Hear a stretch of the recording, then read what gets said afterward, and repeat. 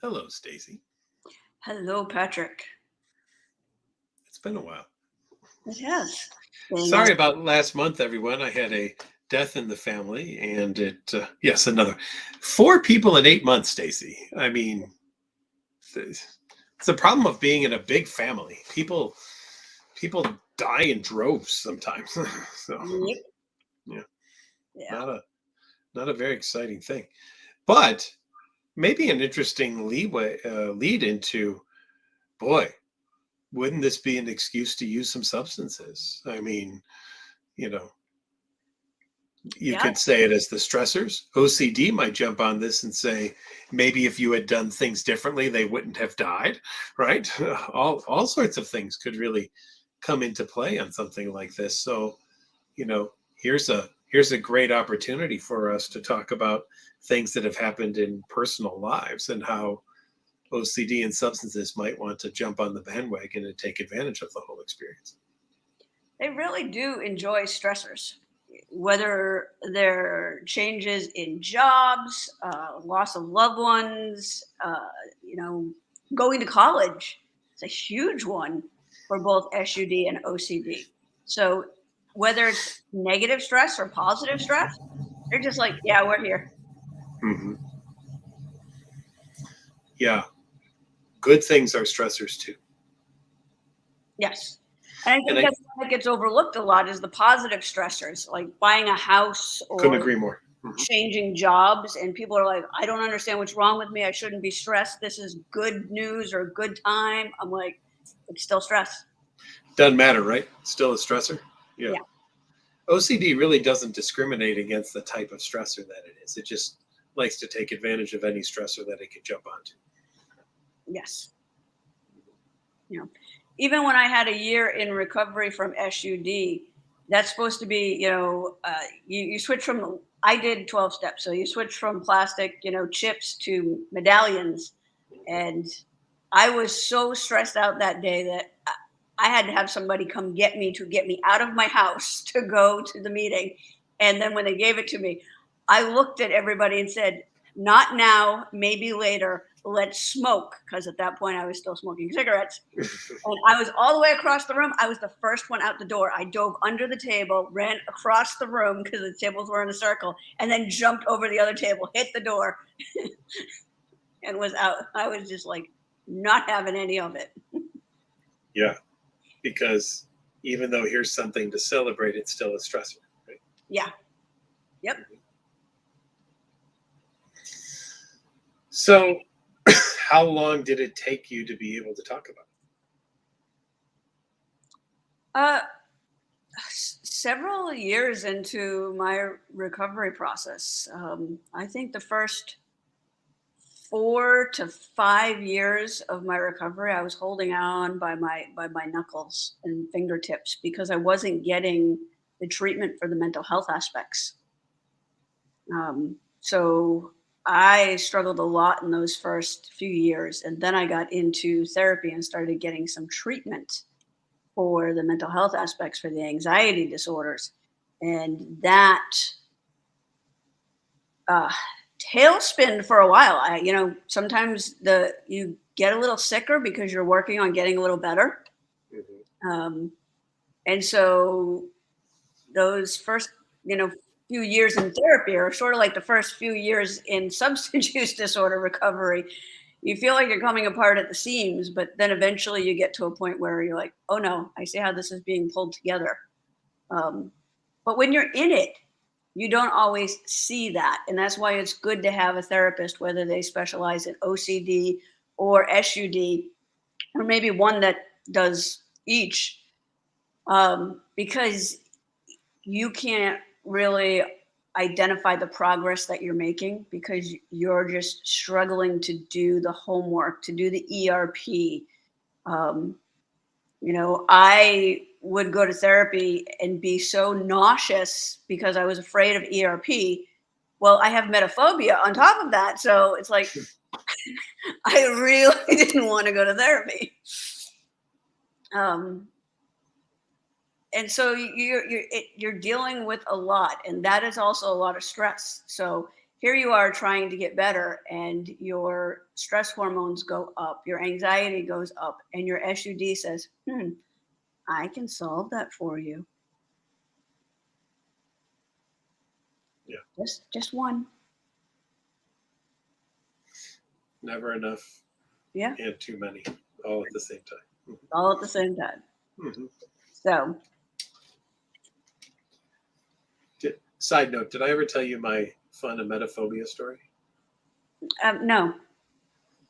I was sitting in the back seat of a car driving, and the driver did not have OCD, but the passenger and the person behind the passenger are both well known in the OCD community. I will not out them in this story, but the person in the front seat had come downstairs and said that he had thrown up. And then there was a drive home. And the person in the back seat, who has emetophobia also and tons of fear, felt as if the fact that the window was open slightly meant that the vomit germs out of the mouth of the person in the front seat were blowing back into the back seat, and they were going to capture the vomit germs, and then it was going to make them vomit. And so halfway through the drive, asked if we could pull over because there was a panic experience happening. And, you know, I'm being yelled at, don't try to therapy me, shut up, you know, just all these kinds of things that I'm getting in the back because I just really wanted to go into ERP mode while I was. Yeah. And eventually they switched seats, only to find out the next morning that the person in the front seat hadn't actually thrown up. They'd had a bit of the diarrhea, and it just said that they'd thrown up as a way to not deal with the embarrassment at the time of having had that happen. So it showed, though, the power of suggestion that no one had actually thrown up, but just by the thought that the person had thrown up and the thought that there were vomit germs and the thought that the vomit germs were blowing into the back seat and being inhaled would make this person throw up. They went into a whole panic tizzy out of that, out of absolutely nothing but a suggestion whatsoever, which shows the absolute power of everything that we're talking about here, how suggestible people with anxiety and OCD can actually be. You just have to have a what if, and that's all that you need. And then comes your safety behavior searches. And for some people, like we talk about on our monthly Mondays here, sometimes those safety behaviors are substances. Yes. Substance of choice. Love Lana shares a funny story. My family used to fart in my coffee cup because I thought gas could get vapors in my cup.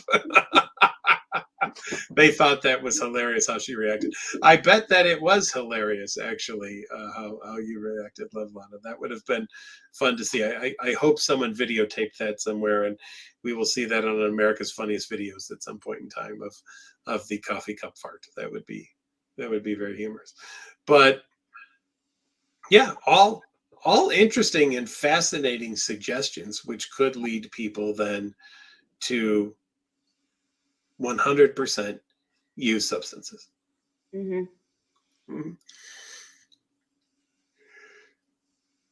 Is there ever a point, we've talked about on my Wednesday night webinar, the fact that OCD doesn't go away, right? It is there. And you are always going to have intrusive thoughts and images and urges. But frankly, so does everybody else in the world, even who doesn't have OCD. So that's not anything new to anybody else. There will always be a leaning, though, probably for people with OCD toward the idea of wanting to do a little look into investigating those things and hopefully get to a point of going, oh, wait, I don't need to do that, and moving on, right? But that initial might still always kind of be there for people, and that's okay, right? We're not saying that there's a problem with that. The problem is really more along the lines of what are you going to do about that?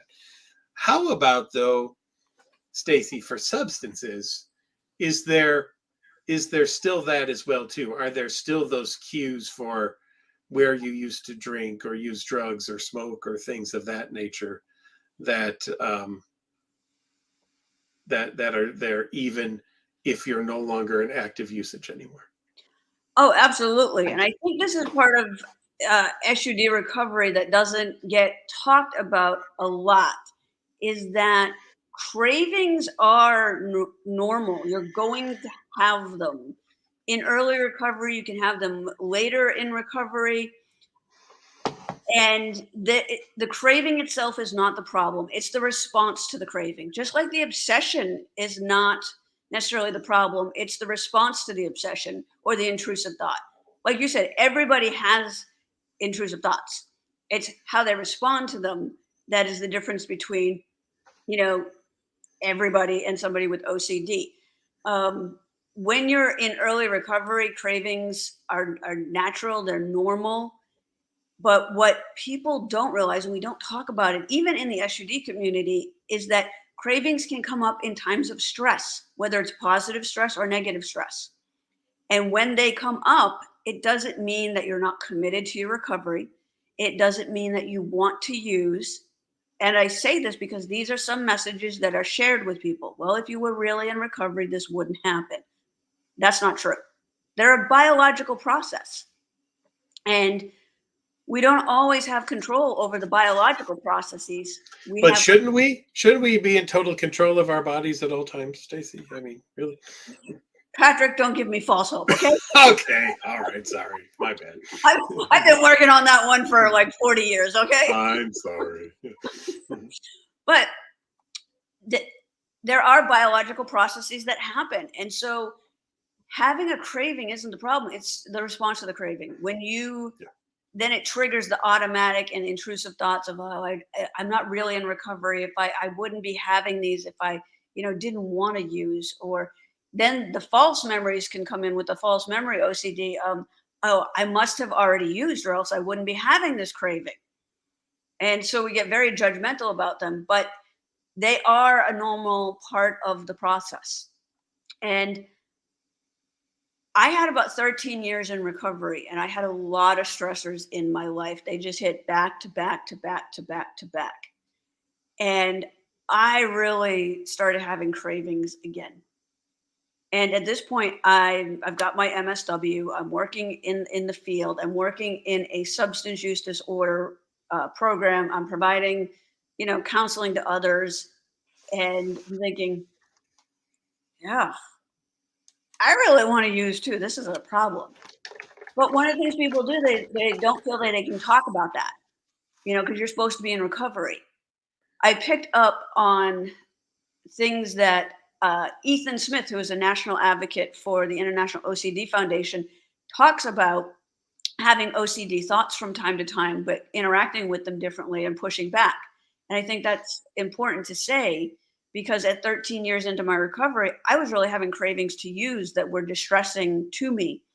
I reached out to somebody and got some additional help, but it was really hard at 13 years to say, I got a foot on a banana peel here and I need some help. Mm-hmm. But people don't do that, or they're not supported in doing that. And so without that support and acceptance of that is just being part of a biological process that's out of your control, you end up relapsing. Yeah. So yeah, it's very common in the SUD world. Plus, now we have all this research to show that cravings can come from smells, they can come from sights, they can come from sounds, and they can come from tastes. Boy, so can obsessions. Yes. Wow, look at that. Amazing how that mind works. Fascinating. The senses can trigger things? Yeah. And that's why I always say to people when they came back into treatment for SUD, what happened? I don't know. And we have to peel it back a little bit to see what was the stressor or the trigger. Christina says she really needed this tonight. She said 17 years sober, and the last month has kicked her ass. intrusive thoughts of using again, urges to run away from life. I wonder if you could speak to that, about intrusive thoughts about using and how those come into play. Yes. Well, and again, I'll go back to when I had about 13 years of recovery. I, had my MSW. I'm working in the field. When I got stressed out, I had a series of events that just led to additional stressors in my life.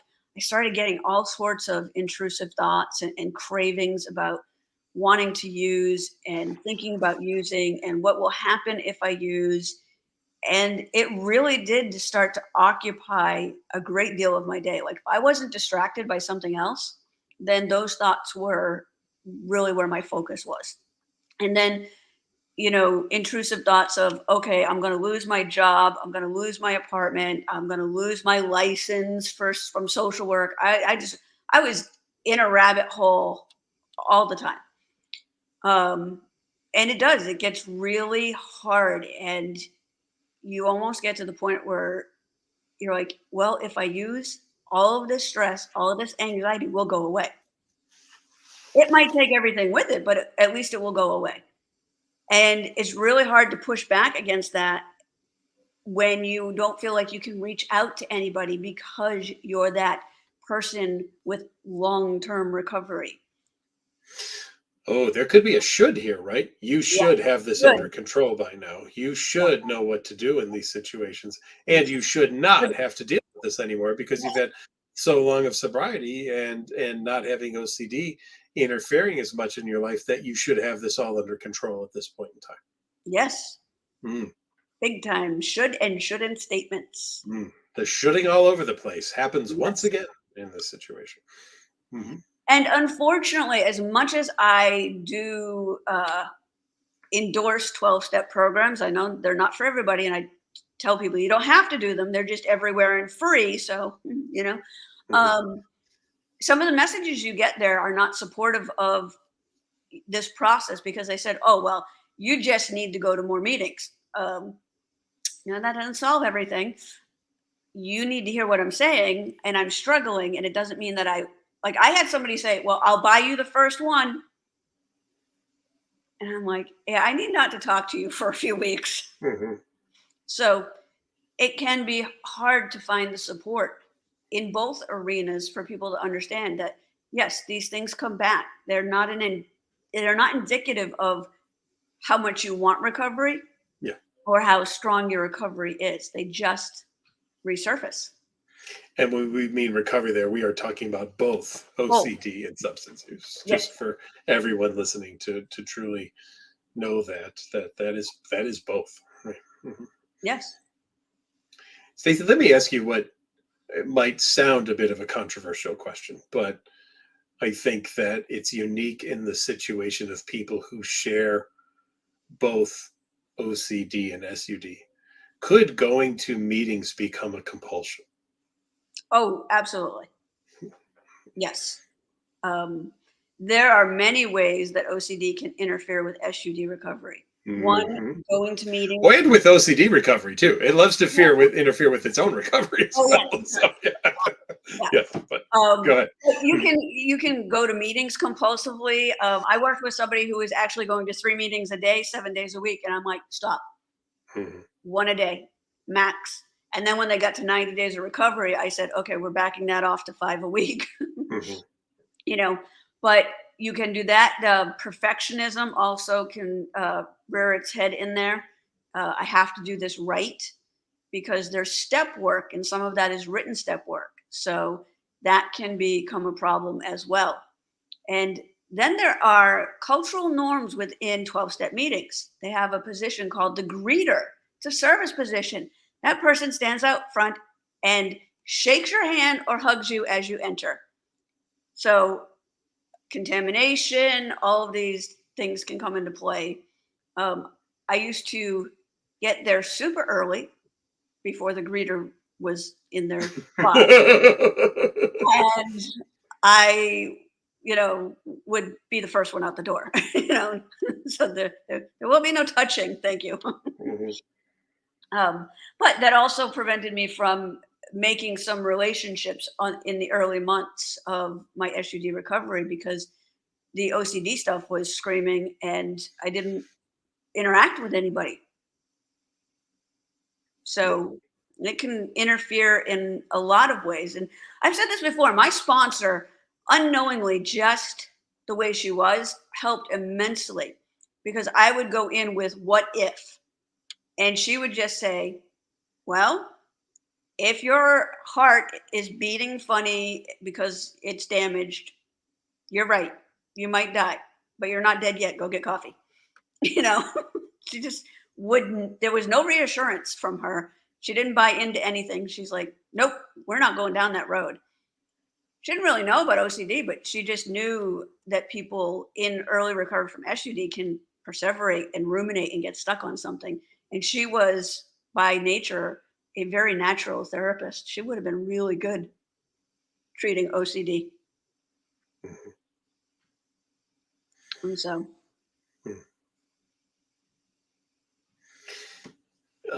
you know, I've really valued working with both the SUD and the OCD community, right? But it's also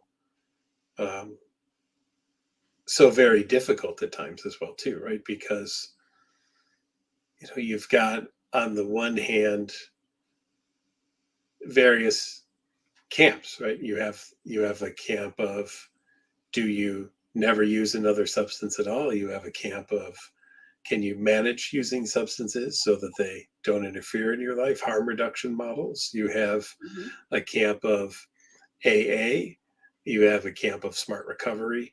I think in the end, you and I would probably agree that we have to help someone find what's best for them in their way of working through this, because we know that these things, if unchecked, can really, really destroy people's lives so very much, right?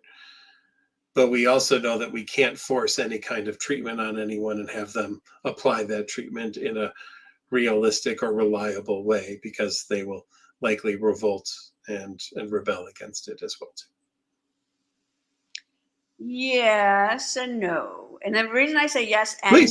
no, Yeah. because a lot of people come to SUD treatment through the legal system. True. And that might be how they get started. I'll give you that. Yes, I will. 100%. I will take. The other give you that. on the OCD side, I say, true. I think if families are supportive in their encouragement around seeking treatment and really work with the individual, then they can kind of nudge them towards it. But it needs to be more of, we understand you have OCD, we're going to find out how we can help, not you have OCD, you got to go to treatment and good luck and we're not going to be here, you know? No, that's a much better way to say it. Yeah. Give and take to it, but yeah, in the end, somebody's got to be interested. Yeah. You know? I mean, you only have to be this interested, but you got to be interested as a starting point. Yeah. I always talk about are you a 51-49 or a 49-51, right? Yeah. Are you 49% into changing and 51% staying the same, or is it reversed? Are you 51% interested in changing and 49% interested in staying the same? Because I'll take the 51% interested in changing and help you with that. But it's much harder to help the 51% who want to stay the same. Not that it's impossible. You know, I don't want to put that message out there. It's not impossible, but it's a lot more difficult. Yeah. Well, and I think when negative consequences in either situation start to add up, when the cost becomes more than the benefit, people may be more willing to try something new. There you go. You know, and family accommodations can prolong how long that takes.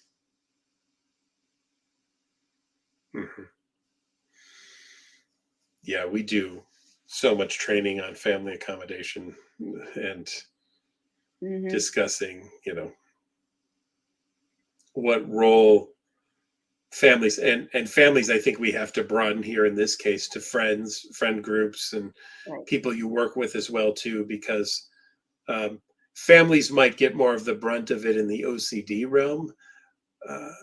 But I think in the substance use realm, the friends and the coworkers also can have such an influential role in the experience as well too. More Yes. so than I typically see in OCD. Not saying it's impossible, but typically. Yes.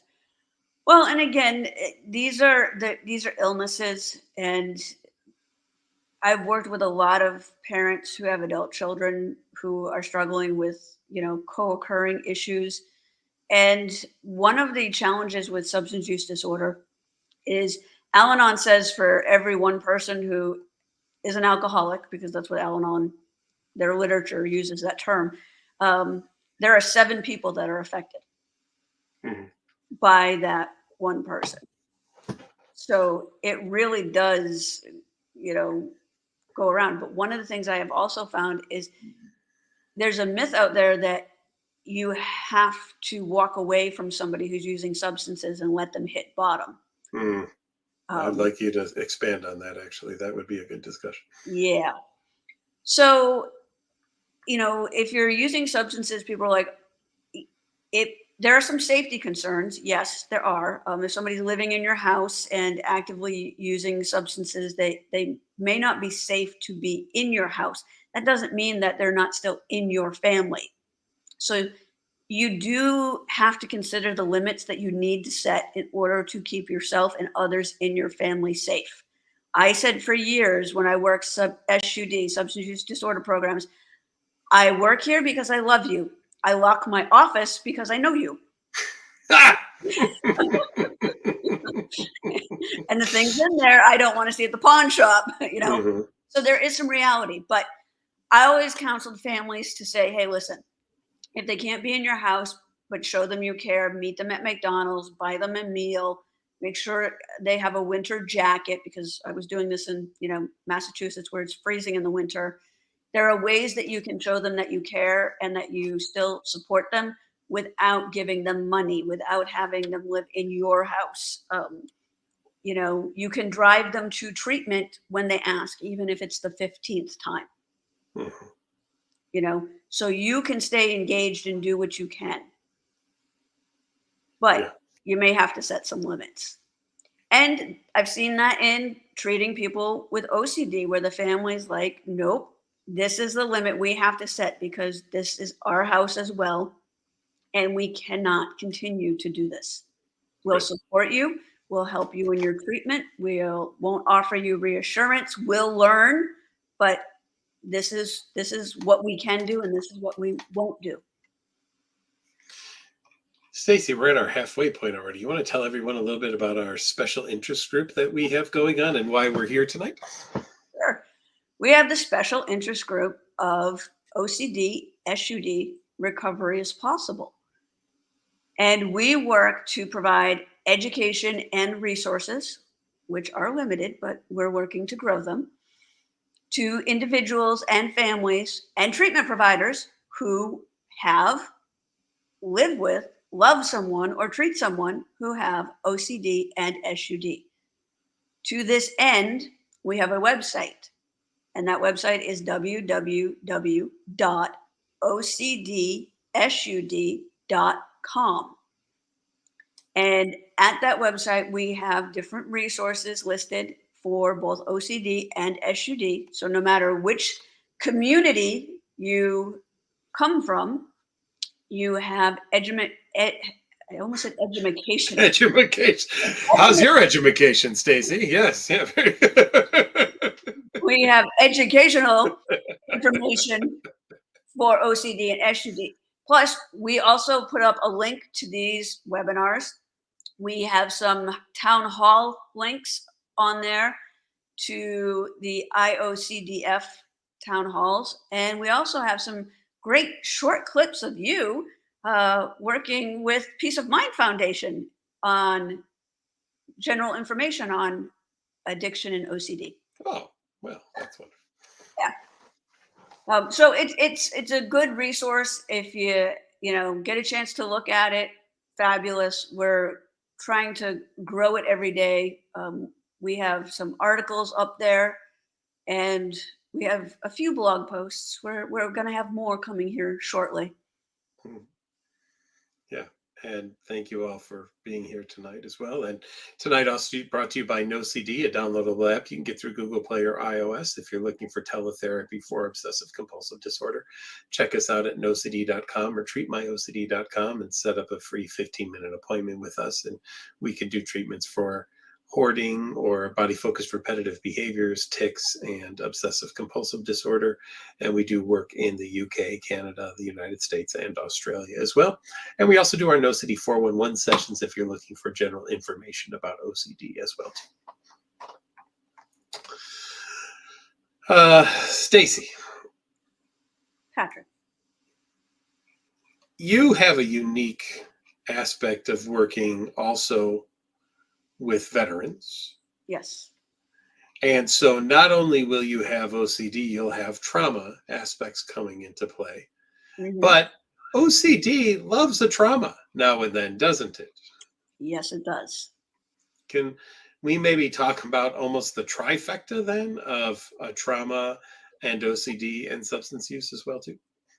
Yes, they do make a great trifecta because the OCD, well, the PTSD says, something bad happened, therefore something bad will probably happen again. And the OCD goes, oh, if you're worried about that, let me help. And then the substance use goes, I can beat both offers. Yeah.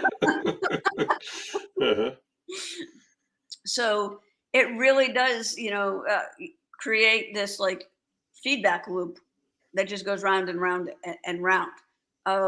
And learning to push back and challenge each of those. I work with people and I have them name the process, all their anxiety and SUD. So it has one name. So no matter where it comes, what door it tries to come in, it's one name.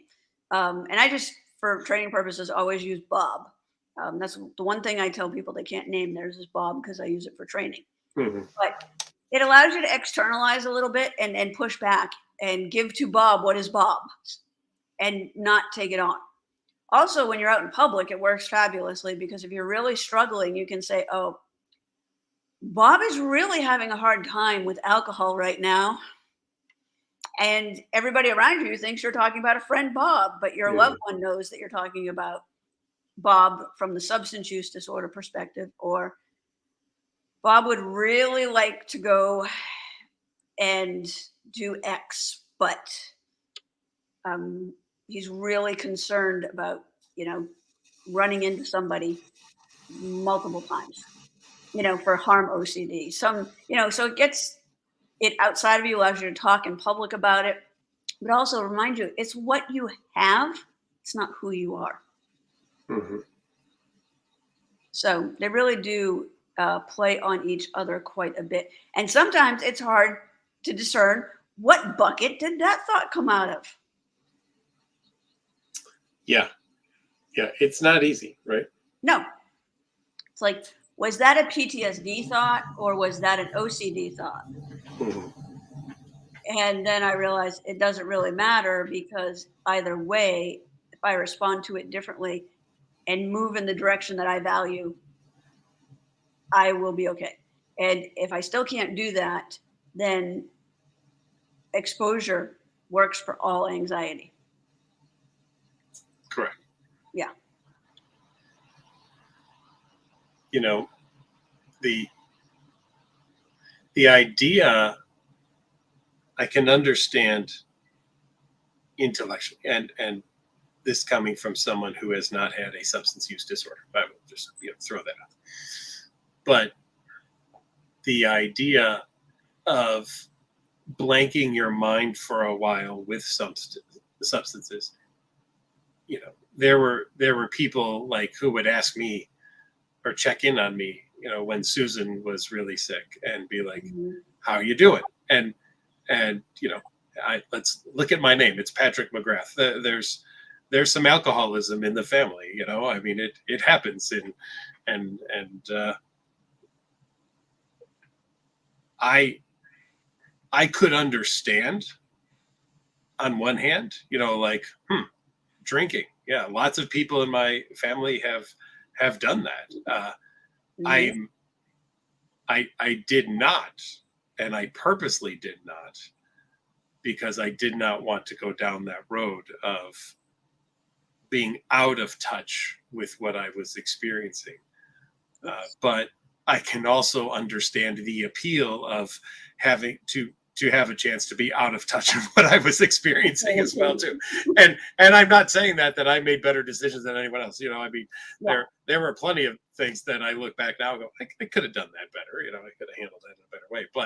Mhm. But even without using those, there were times where you could understand, like, you know this is Yeah. one of those things, because I've always talked to people about the idea that there's nothing that drinking couldn't be used for. I've had a bad day, I'm gonna have a Mhm. drink. Wow, what a great day, let's have a drink. Right. Oh, it's a sad day, let's have a drink.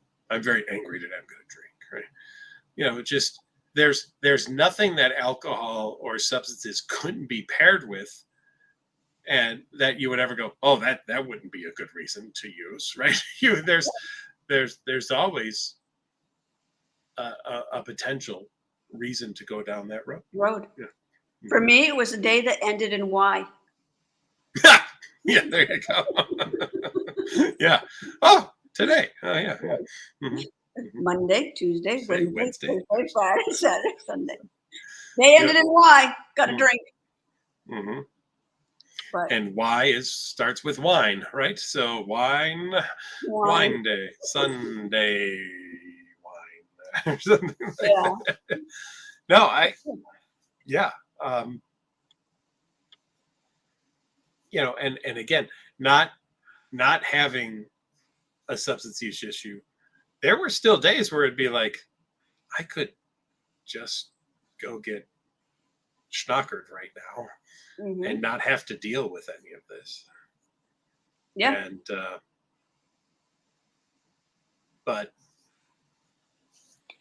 The problem there is twofold. One is, on occasion people do that and it's fine. You break up with your boyfriend, you go have a couple drinks with your girlfriend or vice versa.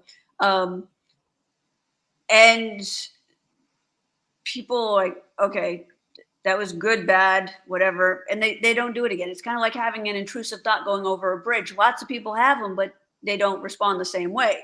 yeah, Same with alcohol or marijuana or other substances. People might do it in a time of stress and then be like, no, that's okay.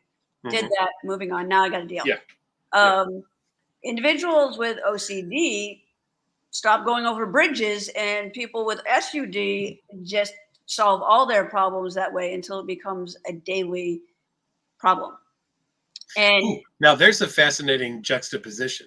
One does all they can to avoid a situation, and another runs toward that thing to become their situation. yes, Hmm. Ooh, that's really fascinating. Actually, as we discuss this, I really, that's interesting as heck.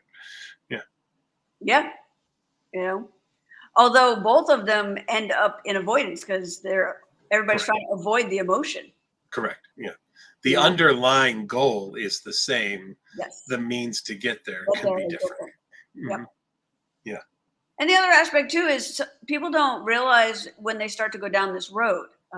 There's VA research out there that says that 40% of individuals who are prescribed an opiate over 90 days develop an opiate use disorder. Jeez, wow, Yeah. that's so much. Mhm. And that's how we got to the opiate overdose epidemic. Um, because pharmaceutical companies said, "Oh, this one isn't addictive." Uh-huh. Yeah. Mhm. And then we started prescribing it, like Pez candy. Um, but nobody knows. There's no blood test. There's no MRI. Oh, you're going to develop an SUD if you do this. And Yeah. people are usually down the rabbit hole before they realize that it's a problem. There's a couple of fascinating documentaries out there about some of these doctors who just became pill mills, who were Mhm. prescribing, you know, to thousands of people a day opiate. Oh, you look. I was even amazed when I was out in California at Ventura Beach before everything was really legalized the way it was now, and it was just medical first. Mhm. Every third booth was a marijuana booth, and there'd be hawkers. Hey, you look like you're limping a little bit over there, or something like that. Like, no, I think I'm I'm good. Yeah, yeah. You know, and one of the biggest things too for both OCD and SUD is the way out is through, meaning feel the emotions. Mhm.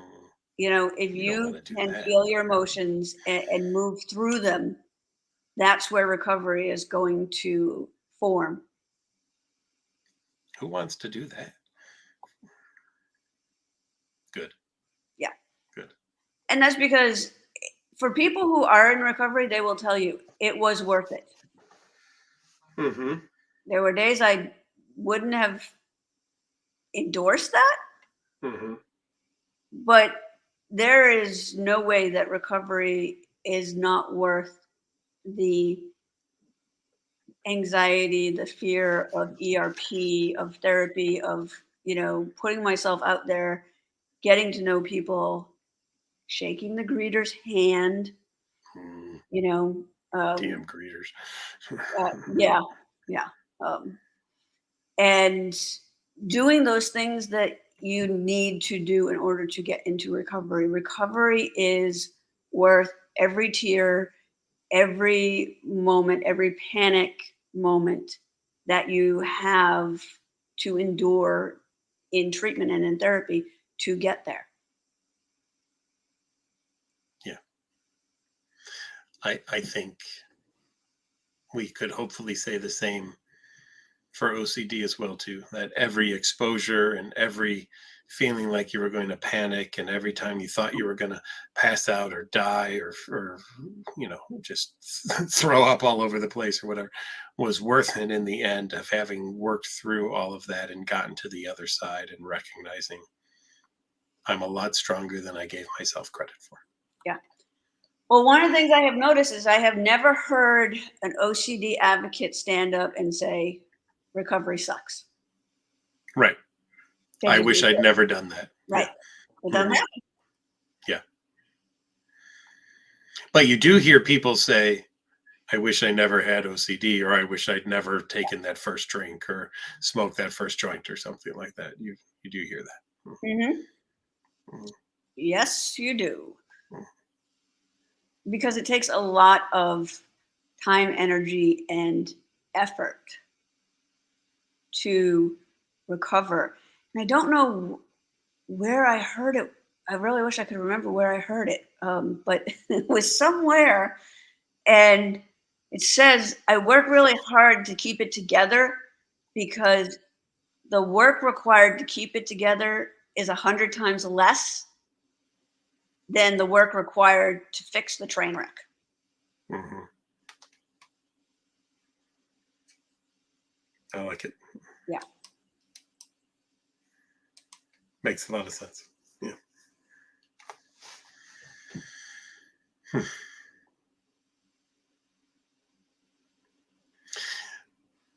I'm excited that we'll have a talk at the OCD conference on these topics as well too. Yes, we will. And the opening line of our talk is one is too many and 1,000 is never enough because it fits with both disorders. Hmm. Yeah.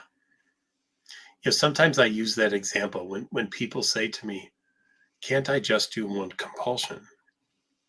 I always say, "And would you say to someone who's recovering from heroin, can't I just have one hit of heroin?" Yeah. Yeah, sure. Go ahead. Go ahead. Just one is fine. Yeah. No. Yeah. No. They're both very slippery slopes, Hmm. right? Yes, they are. Yeah. And we don't we don't want to slip down the slope because that's a painful, bumpy ride. Yes. And it's easier to work on keeping it together than it is to put it back together. Hmm. So the ERP, the, mindfulness, the things that we learn to do to push back matter, even when they're hard. Yeah. Usually, if you have two choices and one is easy and one is hard, the hard one brings you towards recovery. The easy one brings you towards illness. Yeah. Love Lana says she used to abuse alcohol to quiet her mind, and now she has proper medications and therapy and doesn't need the alcohol or want it, and found it was disgusting every time she drank it, but it still did the job, right? And Christina says the appeal was to shut her brain off, but honestly, the substances made the OCD worse. Then she would spiral into thinking she was overdosing or going to die. So, momentary relief or long-term dysfunction, and yeah, you have to make some decisions, right? We hope for that it's long-term recovery, right? We hope that that's what people will do, but when you go down the momentary relief road, you don't get long-term recovery coming with that, right? It's you can't I do compulsions and get better with my OCD? The answer is no. We haven't. At least we haven't yet met anyone who has gotten better with OCD by doing more compulsions, right? We also haven't met anyone who has substance use disorders get better by using more substances, right? Or switching them. Or switching them to another one. Yeah. Yeah. Well, let me challenge you on that one. Let me challenge you on that one. Because how many people go from drinking to smoking? Okay, you got to qualify that. Smoking what? Cigarettes. Well, there's a saying, put them down in the order they will kill you. Okay. So alcohol. I've never heard that saying till tonight. I really like that, though. That's fascinating. Yeah. Put them down in the order they will kill you. And cigarettes, although problematic, and caffeine, caffeine is still a drug. Yep. But if you ever want to locate a 12-step meeting, look for a group of 20 people smoking cigarettes, holding styrofoam cups out front of a church. Yeah. It's full of ultra caffeinated coffee, and the cigarettes are the air is cloudy around there. Yes. And if you need a sugar fix, not true of all meetings, but I would say a fair amount of meetings will have cookies. I know, because I survived on Marlboro, coffee, and cookies for many years. But yeah, so nicotine is still an addiction. It's a legal addiction. Alcohol is legal. Marijuana is illegal. And opiates, when prescribed, are legal. Yep. Legal doesn't mean safe. Right. And it doesn't mean that you won't develop a substance use disorder for any of these substances. However, although the research shows that if you put cigarettes down at the same time you put alcohol, cocaine, or heroin down, overall your recovery odds improve. There's also a recognition that to put everything down at once can cause additional stress and therefore additional, craving. I was always amazed, people would go into detox and they could be there for up to 2 weeks sometimes, depending on how significant it was. And then the first thing they'd want to do is have a cigarette when they got outside. I'd be like, you've just gone 2 weeks without a cigarette. Just what an opportunity you are being handed right now to not have another one.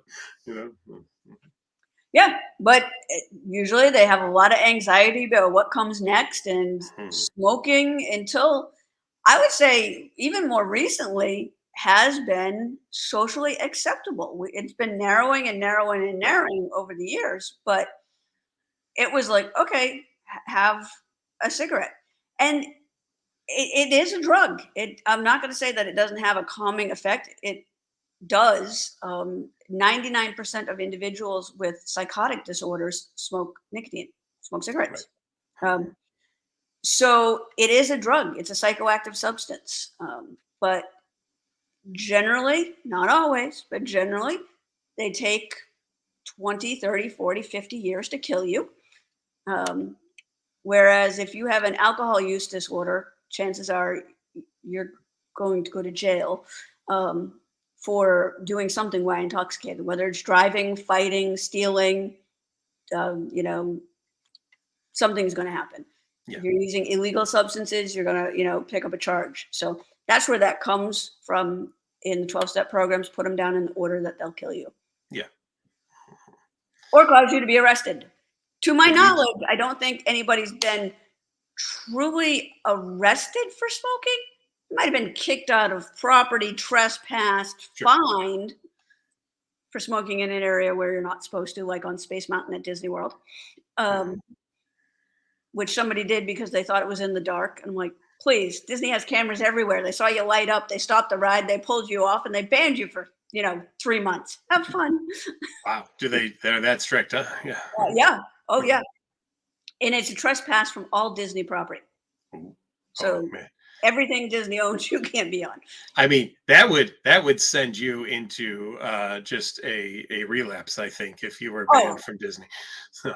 I don't break Disney rules because I don't want to happen. I'd be calling you asking for residential treatment. No. Yeah. I a little tongue in cheek, but Disney currently is my drug of choice. Okay. Yes, I know. Mm-hmm. So, but yeah. But going back to the original thing, sometimes people swap out drugs where they say, "Oh, well, it's only marijuana or it's only alcohol," when they were doing heroin. And it may work for a little while, but it's still having the same effect. It's still the same state-dependent learning. I need this to function. And eventually you'll go back to your primary substance. Might take a while, but you'll get there. Mm-hmm. Yeah. And so, but there's a lot of similarities in between these two. And I think one of the big similarities is that in terms of relapse prevention is being able to be honest with people with where you're at, even if you've been in recovery for a while, and having a support network, whether that's AA, Smart Recovery, an OCD support group. You just need to have a place where you can be honest about what's going on with you. If you have that, then your chances of being successful grow exponentially. But if you have to hide all this stuff because people won't accept where you're at, then that's not the support group that you need. Right. Before we get out of here, tell us again about the fun special interest group that we've got going on. Again, we have the website at www.ocdsud.com. We will be at the International OCD Foundation Conference, so you can be on the lookout for Patrick or myself at the conference. If you get a chance to say hello, please do. And I won't correct any of your slides this time. Yes, don't correct any of my slides, and stop having the thought about pushing you down the escalator. I will always think about pushing you down the escalator. Yeah, you probably will. Yeah. And now I'm going to have thoughts about, you pushing me down the escalator. Every time I see you, that thought's going to come in your head. That would make great little thought bubbles. Yes, right. Would that be funny if we all wore hats with thought bubbles and mine would just say, "I will be pushing you down the stairs later," to everybody at the conference. Yeah. But if you do get a chance, go check out the website. Send us an email. If you know of a resource or something out there, please let us know. We're always on the lookout for more information. But we will be doing a talk on Saturday at the IOCDF conference in San Francisco. And if you get a chance to come say hi, feel free. I'm easy to find. Yeah. To date, I do believe that, I could be wrong, but I'm liking my odds that I will be the only albino with a big white stick walking around the conference. So. And usually a baseball hat too. Yes, and a baseball hat. Mm-hmm. Yes, because I'm not a fan of bright lights. Right. So Yes, a baseball hat and a large stick that she swats at me whenever I'm around because I think about pushing her downstairs. That's why. You earned it. And tonight's webinar brought to you by NoCD, a downloadable app you can get through Google Play or iOS. Check us out if you're looking for teletherapy for OCD or hoarding or body-focused repetitive behaviors or tics. We would be more than happy to work with you. And we take insurance throughout the US, and we are also in the United Kingdom, Australia, and Canada as well. Thanks for being with us, everyone, tonight. Stacey, as always, good to see you. We'll be back in a month and do this again. And we appreciate everyone's time. Talk to you soon.